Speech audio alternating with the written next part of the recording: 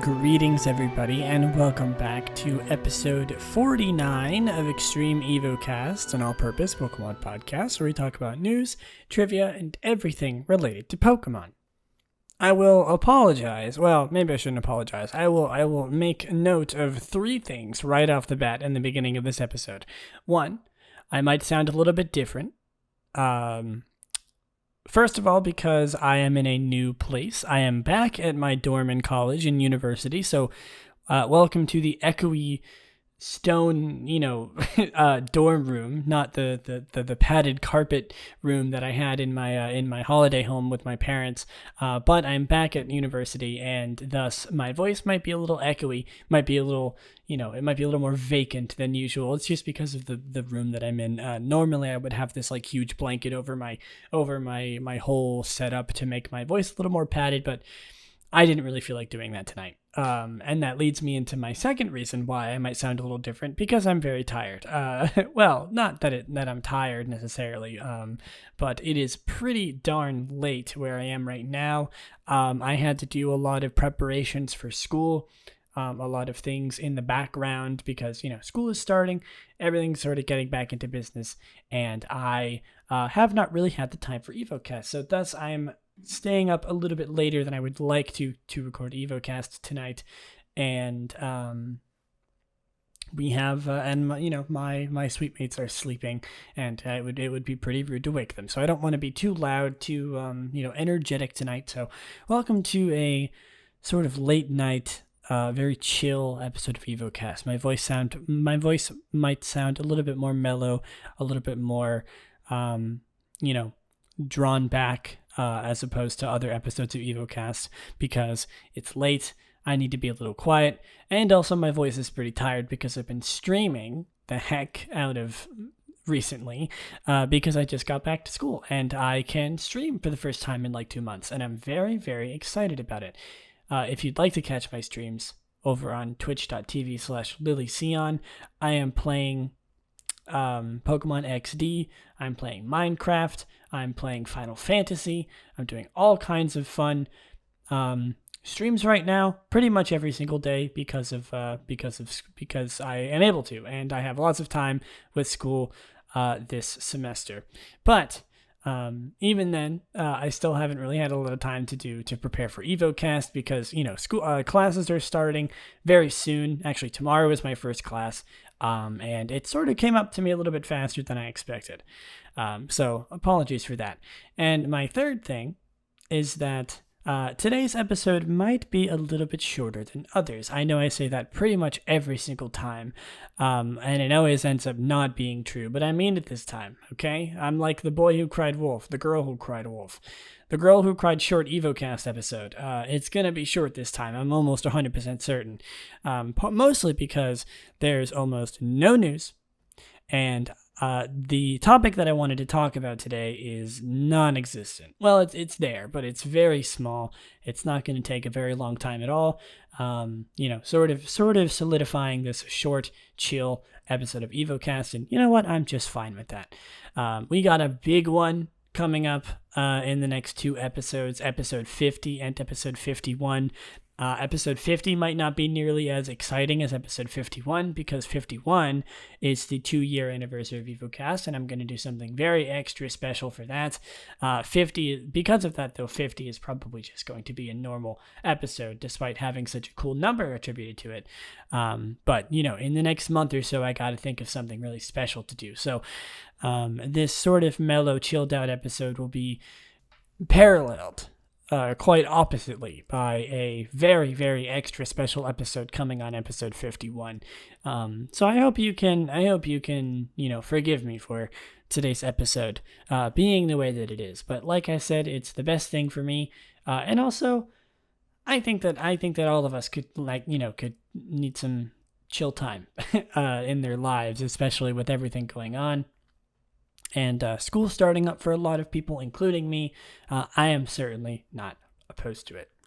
Anyway, this is, I think, probably going to be on record the overall average of the deepest my voice will ever get on an Evocast episode. Maybe not the deepest in terms of, the deepest, but overall, across an entire episode. I think this will be the deepest because my voice is raspy and it's late. So my voice is, getting a lot of those low notes in there, I think, today. And one last thing before we get into the meat of today's episode, I promise. Last thing, you don't got to worry about me if you are. I promise I get good sleep. I get enough sleep. Sometimes I find myself staying up a little bit later than most deem normal, but I make sure not to let it affect my health. And, it's all good. I'm fine. Don't worry too much about me if you are. Anyway, let's move on to the news. And like I said, the news is scarce. There really is not that much. The biggest of the news I'm going to sort of talk about at the end. But until then, let's get on to the maybe a little bit less interesting, smaller bits of news. For example, in Pokemon Masters, there is an electric steel type event going on. Says this event allows for players to get eggs of various electric and steel type to make sync pairs. You can get sync pairs of Pichu, Elekid, Magnemite, and Voltorb, with shiny variants of Pichu and Elekid being available alongside this. In Pokemon Masters as well, there's an event going on called Team Hoenn Unite. This event has you battle against a variety of trainers to earn event vouchers to exchange for a variety of items. It runs until January 28th, and a Spotlight Scout has begun, which introduces the sync pair of May and Mudkip to the game. May will be permanently added to the scouting pool following the scout. There's also a Spotlight Scout boosting the chances of getting Wally, Lillieceon, and Phoebe. And last but not least, in Pokemon Masters, there is a scouting pair. This new Spotlight Scout has been announced for Pokemon Masters EX. Scout adds a sync pair of Mallow and Serena, and starts at 6 o'clock UTC on January 21st, which is tomorrow. So if you're interested in getting that, like I said, I know I don't really talk about Pokemon Masters all that much on this podcast. It's because I don't play it myself. But just to keep you sort of updated when there's not much going on, I am fine with talking about it every so often. And there you go. That's what's in the run for Pokemon Masters for this episode. Similarly to another game that I do not play yet sometimes find myself talking about, in Pokemon Cafe Mix, Whimsicott is added to the game, as well as a big update that just came out today. The update has details. This update has details some upcoming changes to Pokemon Cafe Mix over the coming months. From February 24th, new stages will come in batches of 30 rather than 50. Emoga will be added February 10th alongside the batch of orders bringing up to order 900. It will be the last Pokemon for a while. After Chansey leaves, some events will be repeated. Torterra will return on January 27th, and then Snorlax will repeat on February 10th, and a major update will be detailed in March. So there's a lot of exciting things coming to Pokemon Cafe Mix. I may or may not be talking about them, depending on how much, my sort of attention is filled by other things. But you never know. Like this episode, sometimes I find myself talking about it. And if that is the case, I will hopefully bring you the information that you seek. And I know there's a lot of variables in that sentence, but you know how it be. Original Stitch has some new shirts, always exciting. These shirts come in 3 different designs focused on the Galar starters, Grookey, Scorbunny, and Sopple. Original Stitch has also kindly given us a code Cerebi. Not me, I'm reading this off of Cerebi. It sounds like I'm in cahoots with Cerebi. I'm not. But okay, let me rephrase that. Original Stitch has also kindly given Cerebi the code Cerebi to use for free delivery on the shirts. It is now confirmed that these are only available in Japan at the present, and an international release will come in February. And I will keep you updated on that because I, for one, am very excited for new releases of Original Stitch Pokemon shirts, and hope the day that I get enough money to buy one of their shirts because, God, they are expensive, but I imagine they are so worth the money. At least if you're a big fan of Pokemon. Eventually, I might pick myself up one, but like I said, they are so expensive. For a reason. I mean, they're high quality, but jeez. And finally, the big 3, Cafe Mix, Pokemon Masters, and the biggest of the trio, Pokemon Go. There are some things going on and have gone on in Pokemon Go. First of all, there is a new Pokemon Go event. It is the Johto Celebration event, and it features an increased focus of Johto Pokemon. It runs from January 26th to January 31st, only 5 days, maybe a little more. The event features increased spawns of Chikorita, Cyndaquil, Totodile, Mareep, Hoppip, Aipom, Sunkern, Yanma, hang in there, Murkrow, Gligar, Snubbull, Slugma, Miltank, and Shiny Miltank being available. Oh boy. Pecha? Okay. Pichu and Cleffa. Not sure how that happened. Igglybuff, Wooper, Tyrogue, Smoochum, and Larvitar will be in 5K MX. There will be field research tasks that give Stardust or encounters with Chikorita, Cyndaquil, Totodile, Chinchou, Mareep, Sudowoodo, and Miltank. Oh my god. Okay. Almost done. I promise. And Chikorita, Cyndaquil, Totodile, Mareep, Marill, and Larvitar are in 1-star raids, while Togetic, Espeon, Umbreon, Skarmory, and Miltank will appear in 3-star raids. It wouldn't be a Evocast episode if we didn't list at least 10 or 20 Pokemon in a row. But there you go.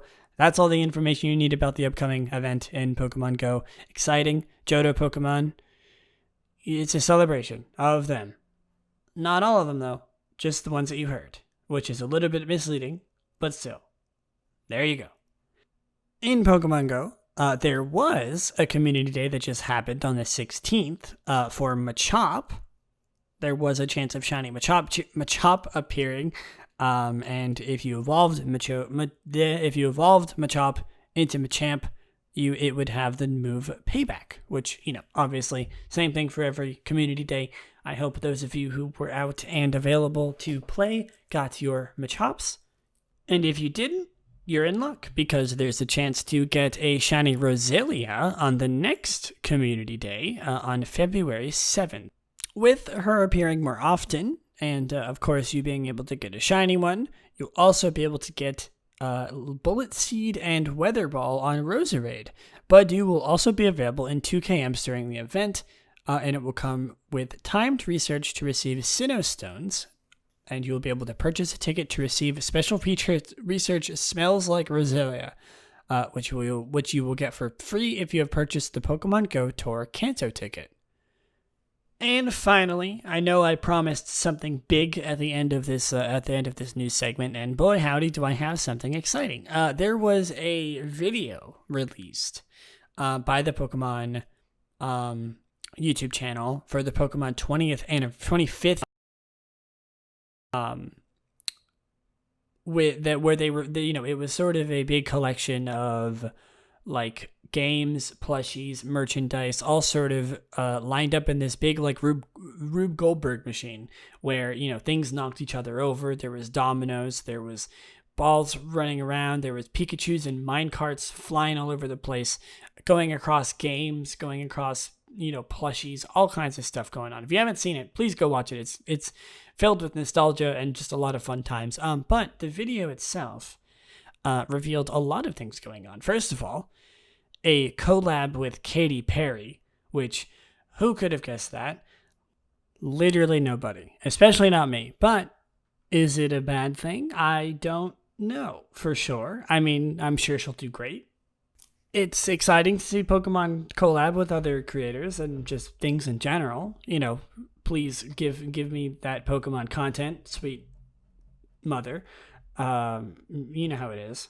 Alongside the collab with Katy Perry, who will be making, well, we don't know how many. It could be one. It could be a whole album. I think the latter would be great to see. But alongside this Pokemon Pop collaboration comes a reveal that more Pokemon merch will be sort of revealed over the year to come. In line with this Pokemon 25th anniversary. So we're getting a lot more Pokemon merch, which again is of course always a good thing. And with that comes more collaborations, such as McDonald's, Funko, of course, Build-A-Bear, which was already a thing, Levi's, General Mills, Scholastic, Mattel, Power A, and the Wand Company, all of which I have no idea what sort of products they actually make and are just sort of recognizable by name. But I'm hoping that they are good things and not bad things, is sort of the broadest way I can put it. I don't really know how to react because, again, I'm not really sure what kind of products these companies make. So it doesn't really evoke any feeling out of me. But again, like I said with Katy Perry, hearing Pokemon collab with anything is call for excitement from me, at least, because it means more Pokemon content at all. Whether or not it's good Pokemon content or bad Pokemon content is, I suppose, up for debate when the actual products come out. But even then, it's Pokemon content, and for somebody who talks about Pokemon content, that's good. Again, I want to reiterate, I'm not, I'm sort of in this weird mood. I'm not putting down the collaboration between Pokemon and Katy Perry. I just don't really know how to feel because, yes, I enjoy Katy Perry's music, and I'm sure, and I know that lots of people do. There's plenty of people out there who enjoy Katy Perry's music. She wouldn't be as famous as she is if there wasn't, but I'm excited, I suppose is all I can really say. I don't really know how excited I am or if I'm like the most excited in the world for Katy Perry's Pokemon song, but it's exciting in its own way, as well as the other collaborations with the other companies. I don't really know what I'm going to be getting out of it. I don't know if they're really targeted towards me. But it's exciting in any way because it's Pokemon content is what I'm trying to say. Anyway, let's move on. The 25th anniversary is coming. We got a lot more stuff to find out in February. February 21st, I believe, is still the actual 25th anniversary of Pokemon. So hopefully we'll be getting some news. I've heard some rumors that we're getting Pokemon Diamond and Pearl remakes. Do I believe it? No, because there's been so many leaks about Diamond and Pearl remakes that I'm sort of just numb to that sort of news. I'm like, okay, it could happen. Though I will say there has been a little bit better evidence where people who have been I believe who have leaked things before that have come true, people who have credible sources with Pokemon, the Pokemon company, for leaking them, which I don't condone one bit, have said oh yeah, I'm confirming that there's Diamond and Pearl remakes, but they could just be saying that. It's really hard to believe anybody or anything at this point in time, and I'm sort of the one to never believe leaks because it's just going to set you up for disappointment, unless there's concrete proof. As someone who is a very, very big fan of Super Smash Brothers, never believe leaks because you're always just going to be disappointed. There's an off chance that it could be true, and yes, it could be true whether or not the leaks even were correct in the first place. You know what I mean? They could just be saying that. It could just be coming out of nowhere and it just happened to be true. So I'm sort of in the boat of, okay, sure, it could happen, but I'm not really gonna base my whole, I'm not gonna base my whole personality around the fact that there might be Pokemon Diamond and Pearl remakes. Am I hoping that there are Diamond and Pearl remakes? Duh. Have you met any Pokemon fan ever? But take it with a grain of salt. We'll get more news as time comes. News is news. News comes out when news comes out. It's not anything we can really. I'm not really worried about it because there's no sense worrying about it unless it's there. And leaks are just there to get your hopes up. But everything is exciting nonetheless. The 25th anniversary is coming up soon. There's new merch coming. There's new collabs coming. It's a good day it's looking like it's going to be a good year for Pokemon, or at least I'm hoping so. It's also going to be a good year for Evocast if that's the case. Then, that's good in my book. So, before we get on to the main topic of today, which is something to be excited about, the topic for today is specifically something that we know is coming out soon and that we are going to be excited about it. Not that the topic itself in my podcast is something to be excited about, even though I hope that it is. That's not what I meant. Before we get into that, though, let's, of course, go over everybody's favorite segment where we talk about a random Pokemon every episode. And today's Pokemon is, I didn't have the Bulbapedia page open for them, number 513. If you can guess what Pokemon that is, I'll give you a second. It is Pansear. Pansear is a Fire-type Pokemon introduced in Generation 5. It evolves into Simisear when exposed to a Firestone, and Pansear is one of 3 elemental monkeys. The other 2, are the Grass-type Pansage and the Water-type Panpour. Pansear is the high-temp Pokemon. It is Fire-type, like I said. It has the abilities Gluttony and Blaze as its hidden ability. Gender ratio of 87.5% male, 12.5% female. Sort of just a glorified starter at this point is what I'm realizing. Blaze, 1 in 8 male-female ratio or female-male ratio. It's kind of a wannabe starter. The whole elemental monkeys do sort of play on that whole dynamic, so I'm not surprised. It is 2 feet tall or 0.6 meters, or it is 24.3 pounds or 11 flat kilograms. I kind of dislike these Pokemon, and I'm not going to let my bias sort of affect the things that I talk about on Evocast. But, of course, you have to remember that at the end of the day, this is my personal podcast, and I am welcome to share my opinions. And I will say right off the bat that I do dislike this Pokemon. I do not think this Pokemon is very good. I don't think either of the elemental monkeys any of the elemental monkeys are very good. I think that they're boring. I think that it was an okay design choice. It was good for teaching players type matchups in black and white for the first gym, and literally that's it.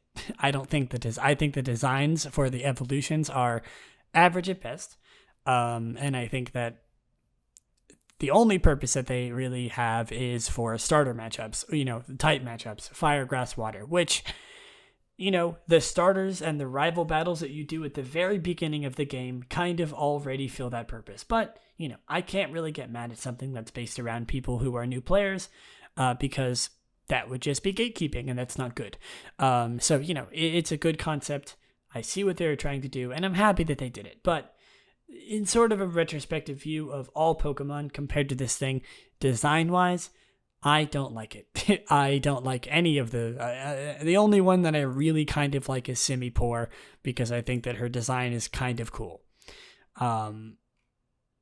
But all of the other ones I think are not very interesting, and they're just kind of boring. They're kind of just less, lackluster starters, which is saying something. Anyway, let's stop berating this poor little monkey, because I just saw its adorable picture in Pokemon Adventures, and I changed my mind. This thing is adorable. I love it. No, but seriously, go to Bulbapedia and look at the Pokemon Adventures entry for this thing, and the picture that they have in tow for this little monkey man is adorable. This is the most adorable picture I've ever seen of this Pokemon, and that's saying something. But wow, is it cute. Anyway, let's look at some Pokedex entries for this thing. Maybe we can get a little bit more of an idea of what it's all about. When angered, its temperature of its head tuft reaches 600 degrees Fahrenheit. It uses its tuft to roast berries. This Pokemon lives in caves in volcanoes. The fire within the tuft of its head can reach 600 degrees Fahrenheit. Very intelligent, it roasts berries before eating them, and it likes to help people. That's nice. I guess it's a monkey, so it makes sense that it's intelligent, and a big, swirly tuft on its head gets hot. It's something. Let's see. I'm not going to be talking about it in Smogon, because I know for a fact that this thing is probably pretty bad, but I will say its stats right now. It has a 50 HP, 53 attack, 48 defense, 53 special attack, 48 special defense, and 64 speed, with a 316 stat total. Let's see, what else can we talk about? It does have some trivia. Pansear is the only Non-Generation 1 Pokemon that evolves with the use of a Firestone. Wait, really? Do Firestones only affect Gen 1 Pokemon and Pansear? Hold on. Wait a minute. What Pokemon evolve with Firestones?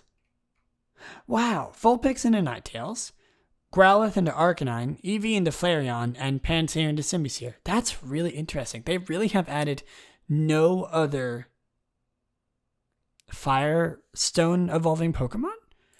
Really? That's interesting, actually. And also, Pansear and its evolution are the only non-starter Pokemon to have Blaze as its legally obtainable ability. In this case, its hidden ability. So it's the only Pokemon, or the only line, I suppose, that can have Blaze that isn't a starter. That's interesting. That's cool. I do like that. I assume that Simisage and, Simipour and the other ones are the same with their moves. Yep.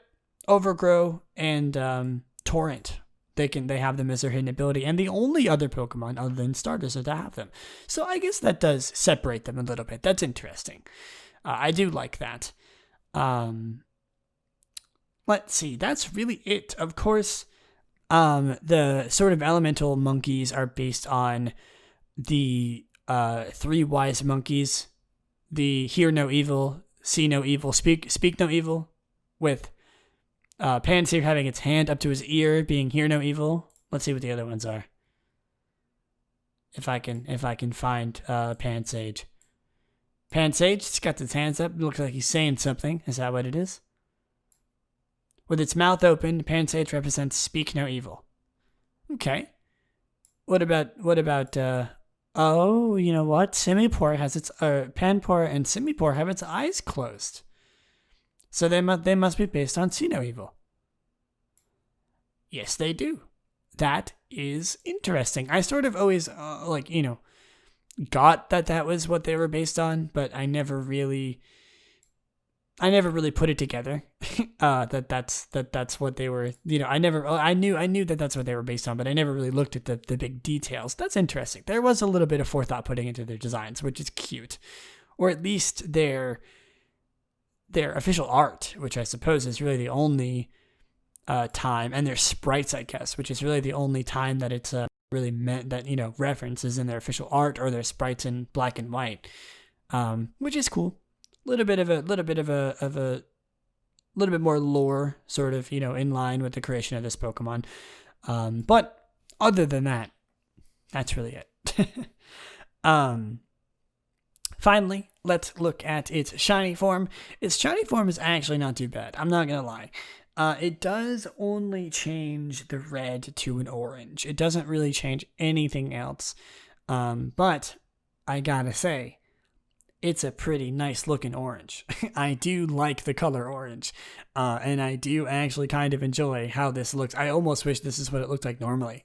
Because it's kind of nice looking. Other than being red, it sort of blends in with the yellow in its ear and the beige as of its body. Very nice. It actually looks really good, and in fact, I'm gonna give this a much better rating than I initially thought that I would, with a 7 out of 10. Yeah, the 3D sprite doesn't really change. It gets the orange a little bit less vibrant, but that might just be the shading. I'm not really sure. I'm just gonna give it a flat 7 out of 10. And yeah, that was Pansear. All right, so I'm going to do something a little bit different on today's episode. For, I think, the first time in Evocast history, I am going to react to something live on Evocast. I am going to be, for today's main topic, I'm going to be talking about something that is exciting, something that is new, coming very soon. And that new exciting thing soon is new Pokemon Snap. Recently, there was a trailer, a new trailer released for new Pokemon Snap, and I didn't watch it specifically so I could watch it live on today's episode of Evocast. If this is something that you would like for me to do more often, please let me know in either the comments or send me a tweet over on twitter.com/extremeevocast if you have some feedback for me. If you'd like for me to do more things like this, I'm going to react live to the trailer, sort of give my thoughts, and I'm also going to sort of embed the trailer audio after the fact. So you guys will be able to sort of listen along to the specific parts that I am reacting to and sort of getting a look at. Please, by all means, go watch the trailer firsthand because I'm only going to be able to share the audio because, I won't be able to embed video into a podcast episode. Go watch the trailer beforehand if you haven't. And I am going to watch this trailer for new Pokemon Snap for the first time, and sort of go with it as I go, give my thoughts about it afterwards, and talk about how excited I am for the game. So here we go.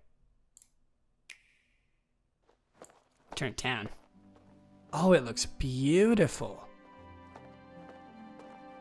We saw the main characters for the first time. This is him. Here's the main character boy. He's got a fancy looking camera. Wow. Oh, the game looks absolutely gorgeous. I saw, here, I'll talk about it after the fact, but weird hexagon bubble, thing. Wow. Oh my god. I can't even talk about anything else because of how beautiful these landscapes are. The Pokemon animations, Wooper, Toucanon, Bounsweet. There's the Professor. Sawsbuck, Deerling. Oh my god, these Pokemon look so good. The atmospheres, the desert. Wow. You can give them apples. I never actually played the original Pokemon Snap, so. Torchic burnt up the apple.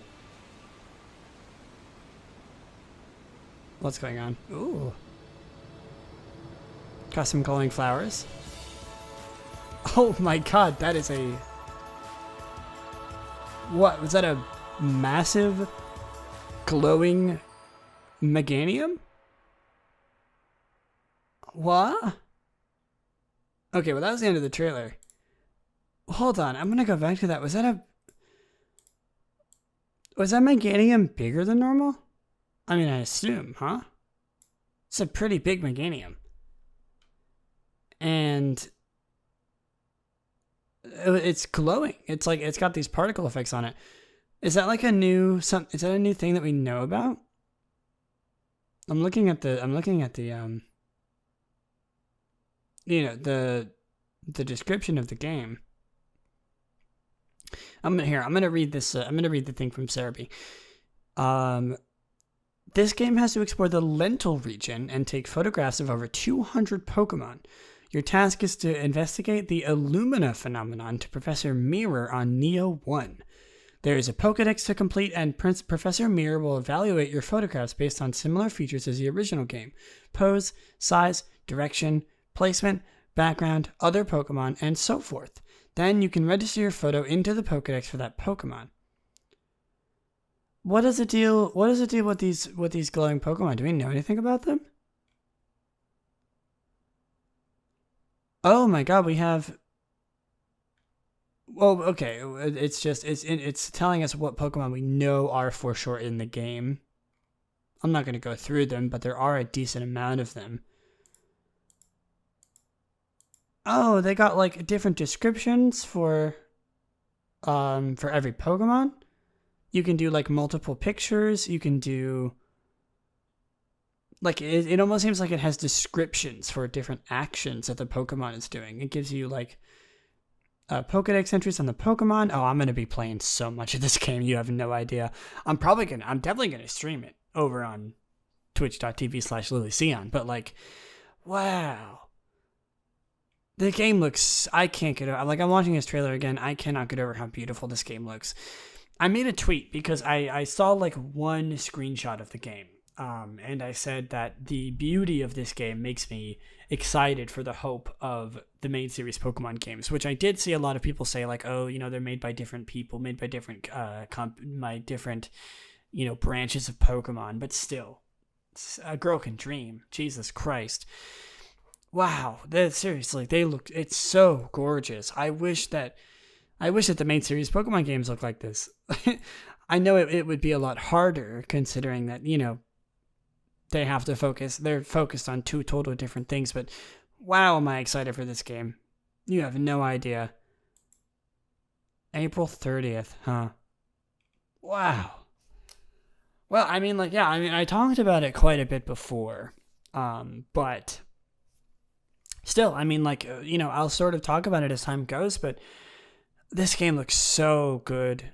I'm so excited for it. I never played the original Pokemon Snap, so I don't really know too much about it. Like, I watched videos of it, not like entire playthroughs, but I did watch some videos of gameplay and stuff. I've seen some gameplay over the years just being a Pokemon fan, but wow, it looks so good. Seriously. I cannot wait for this game. The main characters look really good too. Professor Mirror looks cool. The effects on the ship that you're riding in look so cool. Just like the lighting and the backgrounds of this game are so dynamic. It looks so good. Wow. Anyway, I hope that was something interesting. I know there wasn't very much, cues on what was going on sort of in the video. But I hope that I hope that you hearing my first reactions to the trailer was something that maybe you want to see more of, in the future, and maybe for more, audio cue, videos with more audio cues in them so you can know what's actually going on. Maybe some more very, very important reveals for games, things like that. I know this is just sort of a trailer for gameplay of a game that we already have known about for a couple months now, but still, I enjoyed doing a live reaction. I enjoyed sort of giving you my live thoughts on it, and I hope that you did too. And as for a new Pokemon Snap, I'll say it again, it looks so good, and I'm so excited for it. Anyway, yeah, I know this episode I said was going to be pretty short, and sort of going along with that, we've reached our final segment for the day, everyone's favorite segment where we talk about a random move every episode, Move Tutor, and today's move is number 806, which I've said it before and I'll say it again, if you can guess moves based on their number, then more power to you. But today's move is Skitter Smack. Skitter Smack is a damage-dealing bug-type move introduced in Generation 8. I'm not gonna lie, I actually thought that this move was the partner Eevee bug-type move from Let's Go Pikachu and Eevee, and then I remembered that there isn't actually a bug-type move in that game for Eevee because it's not based on one of the evolutions. So I was sort of surprised when I found out that when the picture for it was Dunsparce using it in Sword and Shield. But hey, this is a move that I totally forgot even exists. Skitter Smack inflicts damage and lowers the target's special attack by 1 stage. It is a bug-type move, it is physical, it is a PP of 10, a power of 70, an accuracy of 90%, and the description in Pokemon Sword and Shield is, the user skitters behind the target to attack. Just dropped the bottle cap for like the 5th time this episode. This also lowers the target's special attack stat. There's a large amount of Pokemon that can learn this move, but pretty much that's it. Like I said, I didn't actually even know that this move existed until now. That's not true. I might have seen it before. I just I haven't really. I sort of forgot that it existed until now, I guess is a better way of saying it. But hey, we're going to get moves like this that are kind of not interesting on Move Tutor just by the nature of how many Pokemon moves there are.